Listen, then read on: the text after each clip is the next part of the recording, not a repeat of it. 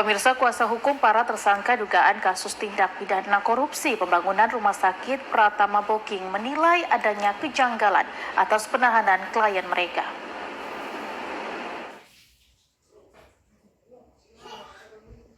Seperti disampaikan Manotona Laia, kuasa hukum MZ, sebagai Direktur PT Tangga Batu Jaya Abadi.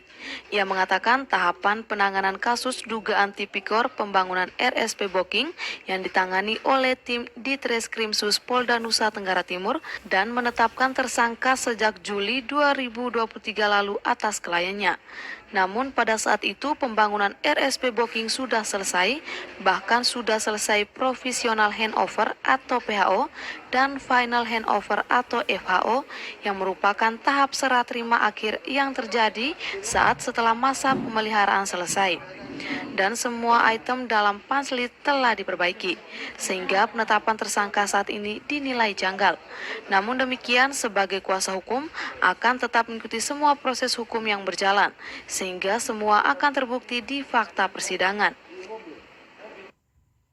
Saya punya klien ini Martin Cendato, dan hari ini sudah ke tahap 2 ya, dan kami sebagai kuasa hukum siap mengikuti semua prosedur persidangan.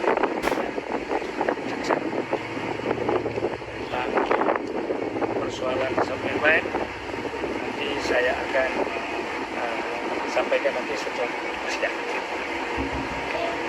Bapak kalau melihat ini terkait saya akan melihat perkara ini bahwa rumah sakit Pratama Booking di Booking itu kan sudah PHO dan sudah FHO, sudah serah terima.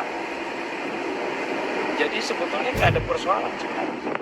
Sementara itu, Banri Jerry Jacob, kuasa hukum GA sebagai konsultan perencana PT Indah Karya Persero, saat ditemui mengatakan kejanggalan yang dinilai dari penetapan tersangka atas kliennya adalah kliennya hanya menandatangani kontrak, tetapi dalam kasus ini ditetapkan sebagai tersangka. Sedangkan dana yang ditransfer langsung masuk ke rekening perusahaan bukan pribadi. Sehingga dalam hal ini kliennya tidak pernah menikmati uang yang ditransfer dalam beberapa termin ke perusahaan. Sehingga tidak memenuhi pasal memperkaya diri sendiri dan memperkaya orang lain. Kejanggalannya saya rasa bahwa klien saya itu dia hanya perwakilan perusahaan yang mana dia hanya menandatangani kontrak dan dalam kasus ini dia dijadikan tersangka. Sedangkan pemilik perusahaan itu kan perusahaan milik negara. Jadi uang daripada termin itu masuk ke rekening perusahaan. Dan dia tidak menikmati uang yang dipakai termin itu yang masuk ke rekening dia pribadi tidak. Dia akan sesuai dengan pasal memperkaya diri sendiri dan memperkaya orang lain. Tapi dalam hal ini saya pribadi kuasa hukum meyakini bahwa klien kami tidak pernah menikmati uang hasil korupsi. Dari Kabupaten Kupang, Kris Poto, TVRI NTT melaporkan.